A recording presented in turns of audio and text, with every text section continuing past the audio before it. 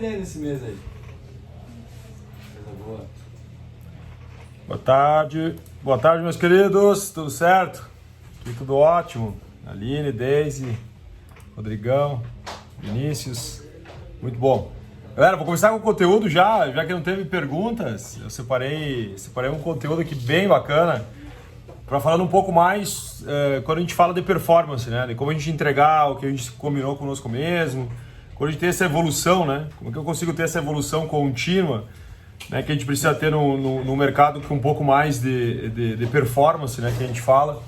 Então eu separei um conteúdo aqui que eu estudo há um tempo já algumas coisas, né? E sempre a gente vai evoluindo, né? Então eu espero que eu consiga de alguma forma contribuir com vocês para que realmente a gente consiga tirar do papel várias coisas, né? A gente observa o quão difícil é a gente executar algo que a gente combina muitas vezes. Eu observo assim, em plano, né? A gente sai lá do evento ou qualquer outra coisa na vida, a gente sai de uma reunião e tem várias coisas para a gente executar. E daí a gente volta para o nosso habitat e a gente começa a fazer as coisas que a gente fazia antes. E a gente tem uma dificuldade gigante, né, de sair dessa zona de conforto, né, quebrar esse gelo.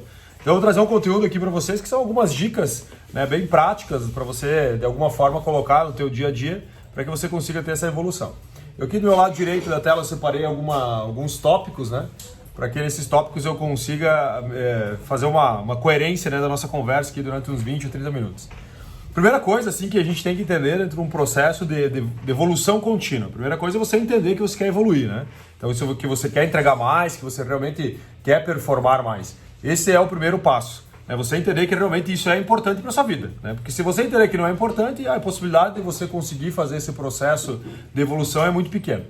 Né? O segundo passo é você fazer o quê? Cara, tudo que você for fazer, você não pode aceitar nada que não tenha alto padrão. Né? Então, tipo assim, você realmente entender que o que tu vai colocar a mão tem que ter um padrão acima da média. Né? Porque muitas vezes quando você se baliza com um padrão mediano, a possibilidade de você entregar sempre coisas medianas e essas coisas medianas, elas não te encantarem, você também no processo de evolução é muito grande. Então você tem que colocar na cabeça, cara, eu não aceito nada que não for de alto padrão. Nem que para isso você faça menos coisas. Então, assim, tu poderia fazer menos coisas, mas nada do que você vai aceitar é algo que não tenha um alto padrão. E vem aquela questão que a gente fala muito, o brasileiro fala muito sobre as coisas meia boca, né? Então, um segredo muito importante é você nunca, jamais colocar na tua cabeça que você pode fazer algo meia boca. Tipo assim, vou fazer para entregar. Né? Vou fazer né? Óbvio, dentro de um processo de inovação a gente chama do MVP, né? Que é o mínimo produto viável. Mas o mínimo produto viável não quer dizer que ele é o mínimo produto viável de bosta, entendeu? Ele é o mínimo produto viável que consiga, de alguma forma, ser acima da média, né, para o mínimo produto viável, né? Então esse é o grande segredo. Tipo assim, não vou fazer alguma coisa com baixa qualidade porque eu tenho que despachar.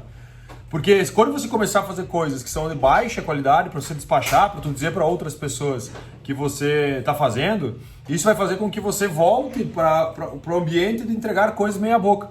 Da média, né? Que é o que a média faz hoje, né? 95% das pessoas, somando as que não entregam porra nenhuma, as que entregam meia boca, né? São realmente que seguem essa média. Nem 5% são as pessoas que realmente têm performance. Outra questão também é a questão a questão de você tolerar algumas coisas na sua vida, né? Tipo assim, por exemplo, você vai começar a executar alguma coisa e você não consegue fazer aquilo. Você não tem conhecimento suficiente. Eu não tenho conhecimento suficiente para fazer aquilo. Muitas vezes tem que entender que tolerar aquilo faz parte. Só que o grande segredo é não você se castigar por aquilo, é você conversar com pessoas que consigam te ajudar a tirar essas pedras do caminho. Aí vem, por exemplo, nós aqui da Nova Performance, que vocês estão fazendo um projeto junto com a gente. Quando a gente fala assim, cara, vamos conversar, é para que nesse momento você consiga trocar ideias conosco para ter mais clareza. Porque o que vai te deixar com mais foco para você entregar aquilo que você precisa é a clareza, né? Então, digamos assim, muitas vezes a gente sabe que a pessoa não tem conhecimento suficiente, ela tem um conhecimento, ela sabe o que precisa ser feito, ela sabe mais ou menos qual é o resultado que aquilo vai ter no final do processo, só que falta clareza para a execução. E aí vem a questão de você realmente estar estudando, conversando com pessoas melhores do que você na determinada área, né? Você conseguir buscar realmente esse processo de evolução contínua, né? E depois eu trouxe aqui um outro tópico, a questão do foco. Olha só. Observe que muitas vezes uma pessoa hoje que ela trabalha 100% focada durante 2 horas, muitas vezes ela performa mais do que um cara que trabalha 10 horas, 12 horas por dia. Esse também é um segredo fantástico para quem trabalha com evolução contínua, que o foco ele faz parte ele é o principal ingrediente da gente conseguir performar. Então, assim, o que é o foco? É literalmente você está aqui agora, por exemplo, não fazendo duas coisas ao mesmo tempo. Porque se tu estiver fazendo duas coisas ao mesmo tempo, você não vai aproveitar a outra coisa, né? Que até o André colocou ali do flow, que a gente falou tanto no Vendas Complexas, né? Você trabalhar em fluxo. Então, o segredo de você trabalhar focado é o que vai te dar muito mais resultado. Então é melhor você fazer o quê? Tu trabalha 2 horas extremamente focado, você vai performar muito mais do que uma pessoa que talvez trabalhe a semana inteira parecendo um papagaio, entendeu? Então esse processo, muitas vezes, de você trabalhar 100% focado, ele vai te dar mais resultado. Porque o grande segredo também de nós conseguirmos ter a performance relativa a uma pessoa de alta performance é você conseguir destrinchar as coisas, tirar da frente as coisas.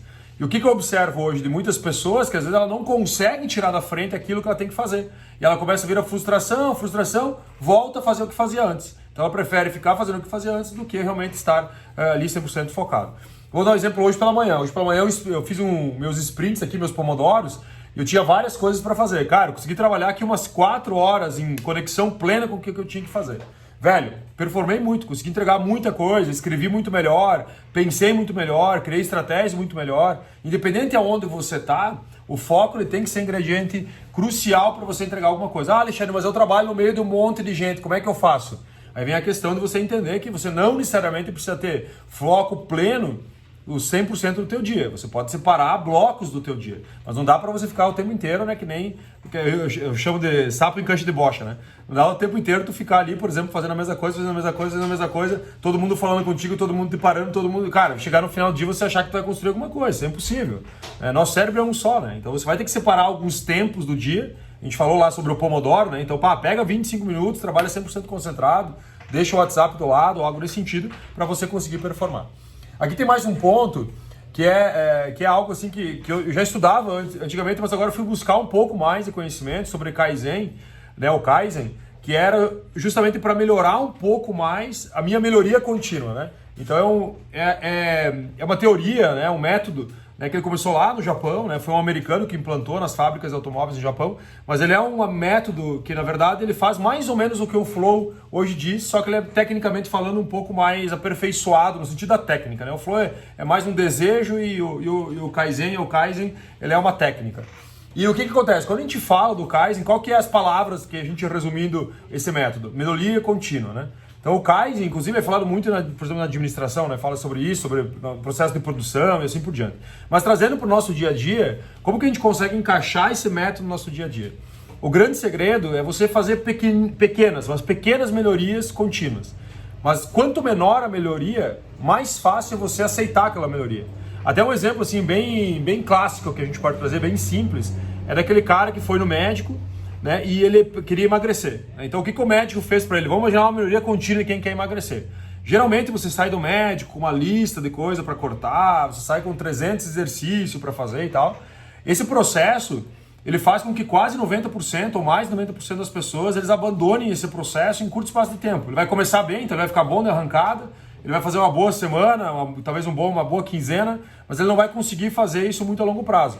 Porque o que acontece? O nosso cérebro, quando você começa a penalizar ele, o que o cérebro começa a fazer? Ele começa a te injetar substâncias inibitórias e ele começa a injetar substâncias excitatórias a partir do momento de você voltar a fazer o que fazia antes. Por exemplo, você precisa emagrecer e de repente você começa a fazer o quê? Comer pizza, você começa a parar de correr, você começa a ficar no sofá deitado, assistindo televisão. Então ele começa a fazer o quê? Ele potencializa aquilo que era para ser o problema e transforma aquilo em solução para o teu cérebro. Por quê? Porque ele vai te dar um estímulo de tesão, né, em curto espaço de tempo. Fala assim, pô, agora é o teu momento de comer uma pizza e não ficar correndo. Então o que é o grande segredo, né? Então é o quê? Digamos, tem um médico, inclusive, que ele fez estudos com o método Kaizen para as pessoas emagrecendo, que era o seguinte, ele falou assim, vai lá na esteira e você fica na esteira 30 segundos. Não faz nada, não caminha na esteira. Fica só em cima da esteira 30 segundos. E quando você vai para a alimentação, eu quero só que você, em vez de colocar 2 colheres de açúcar no café, você vai colocar 1,5 colheres. Ou seja, você quase nem vai sentir o gosto da falta de açúcar. E daí quando ele começa a fazer esses pequenos estímulos, o que acontecia com os pacientes, né? Então ele separou 2 grupos de pacientes. Aquele cara que ele deu um estímulo Kaizen, ou seja, o mínimo possível de mudança na rotina, e aquele cara que ele deu o batidão lá para ele fazer um monte de coisa. O que aconteceu com aquele cara do mínimo estímulo? essa pessoa, ela começou ela mesma a se recompensar com outras coisas. Chegou um dia que ela mesma tomou a decisão de caminhar alguns metros na esteira. E daí o que acontece? Porque como o cérebro dela gamificou a primeira conquista, ele começou a fazer pequenas outras conquistas. E essas conquistas foram espaçadas até que esse grupo, né, controle das pessoas que estavam fazendo exercícios via Kaizen, começaram a ter muito mais performance daquele grupo que tinha uma batalhão de coisas para fazer. E aí observa o nosso dia a dia. Por que a gente deixa de fazer? Porque às vezes é tão doloroso a gente mudar que a gente não muda. E a gente começa a fazer, a gente sai motivado do curso, do treinamento, e depois a gente acaba não conseguindo fazer porque era muita coisa. Então qual que é o grande segredo? A gente falou no treinamento lá sobre 1% ao dia, né? Então é mais ou menos a mesma coisa, só que talvez você teria que materializar, tipo assim, pô, beleza, eu não vou fazer um plano mega, ultra power de marketing, mas o que seria o mínimo para eu começar a fazer agora? Pá, vou mudar a minha foto do perfil. Pô, show de bola, legal. E agora, no outro dia, ou aqui 2, 3 dias, aqui uma semana, tu volta, tá, agora o que eu vou fazer que eu consiga melhorar mais um pouquinho o meu processo? E aí, em teoria, você vai automaticamente esticando as suas entregas. Eu gosto muito de citar o meu exemplo quando eu comecei a ler, né? Quando eu comecei a ler, eu também não gostava de ler. Eu lia na época da faculdade, depois parei de ler, e tudo aquele negócio, mais ou menos a média de quase todo mundo. E o que eu comecei a fazer? Eu comecei a pegar livros que eram mais fáceis de ler. Então, muitas vezes, vou pegar um exemplo aqui, tu vai pegar esse livro aqui, que é O Mundo como a Vontade de Representação. Tipo, esse livro aqui é um livro mais complexo de ler. Ele tem palavras, por exemplo, bem complexas de você ler. Então, assim, é muito mais difícil você ler um livro desse do que você pegar e ler um livro que nem esse aqui. Esse aqui, por exemplo, que é um livro muito mais fácil, que é o livro Na Raça, né, do Benchimol da XP Investimentos. Que ele é um livro escrito muito assim, mais na boa, assim, sabe? Então tu vai lendo como se fosse o cara tomando um café contigo.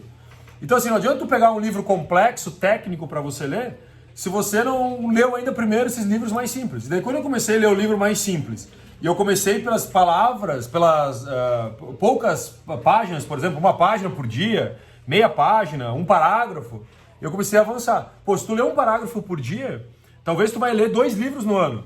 Mas tu não vai ficar num parágrafo, porque tu vai começar a ler um parágrafo, de repente você mesmo vai começar a ler 2, você mesmo vai ler uma página, você mesmo vai ler 2, e o teu cérebro vai criando essa musculatura.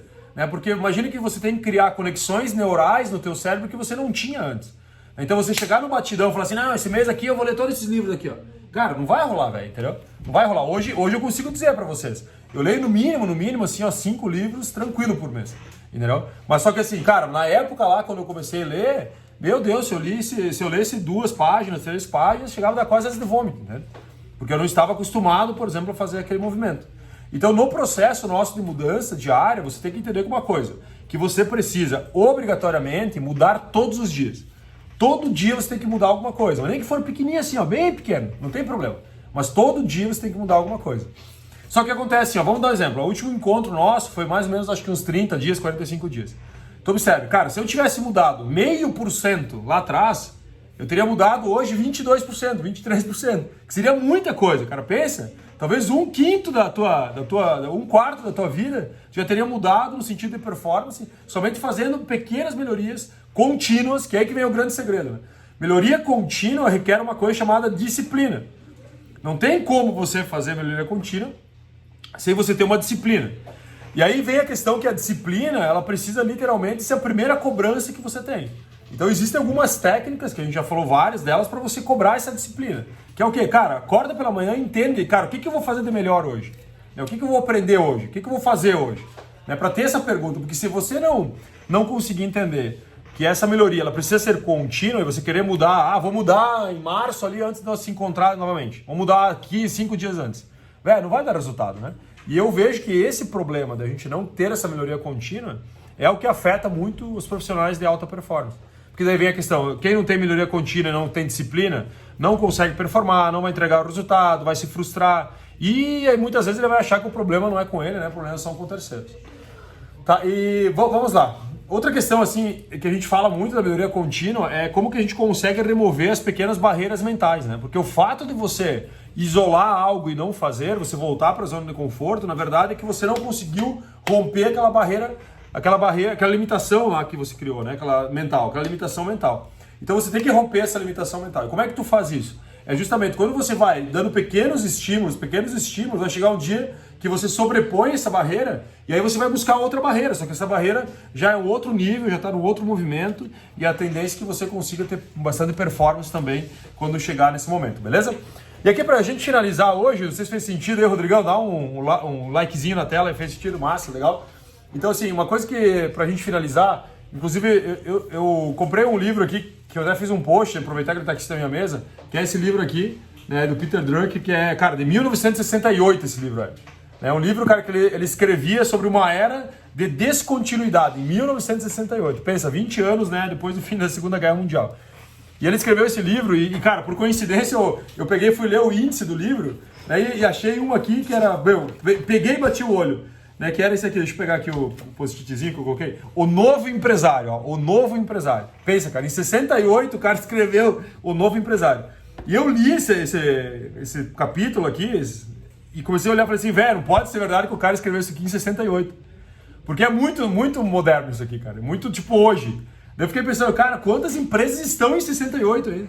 Então ele fala aqui, por exemplo, coisas simples, como a questão de você conseguir delegar, de um novo empresário, ele tem que ter conhecimento de várias coisas, não somente conhecimento do negócio dele, né? Ele tem que ter conhecimento aqui sobre inovação, ele escreve, cara, sobre novos processos. Ele tem que ser a pessoa que está tirando, né? Não, ele não falou dessa forma, mas resumindo, tirando pedras do caminho, né? Então eu falei assim, cara, olha, em 68, o pai aí da administração, ele tinha uma visão que o novo empresário teria que ser o que nós falamos hoje, velho. Então, na verdade, não é o novo empresário, é para sempre. Só que quantas pessoas hoje que são centralizadoras, que não delegam, que não conseguem confiar nas pessoas, né? E ele fala que, cara, sem confiança, né, nas pessoas não tem negócio, né? Eu falei, puta que pariu, velho. Né? Porque assim, os caras saíram de uma guerra, né, desconfiando de todo mundo. E ele falou assim, cara, qual que é o maior ativo, né? Resumindo, qual que é o maior ativo das empresas? É as pessoas. Sem as pessoas você não vai conseguir fazer evoluir a sua empresa vai ser sempre pequena. Né? Então, cara... Então, só pra gente contextualizar, né? Esse livro aqui, cara, com certeza ele vai me surpreender, até porque foi uma dica de leitura aí do José Salib Neto. Ele comentou no post do LinkedIn, falou assim, ó, nunca teve um livro tão atual, né? Um livro aí com mais de 50 anos. Mas eu comprei ele no Sebo Online, é uma relíquia, consegui achar um, né, cara? Tinha só um lá na Amazon, a Amazon tem um Sebo Online, comprei ele. E tá aí agora, vou degustar ele aqui os dias, depois passo um resumo pra vocês. Pensa, né? Em 68 o cara já falava uns paranauê desse, né? E ainda nós estamos aí. Por isso que eu digo, né? Olha só, não é uma coisa de agora que a gente fala, né? Por que as pessoas não mudam? De novo, né? A melhoria precisa ser contínua, né? Ela não pode ser agora, vou começar a confiar, e vou começar a delegar, e vou passar pra todo mundo as coisas, daí o cara se frustra, volta a fazer o que fazia antes. Então, pequenas melhorias, entrega na mão, volta, entende se faz sentido, né? Mas requer que a gente queira também mudar. Beleza, meus queridos? Espero que tenha feito sentido aí pra vocês, assim como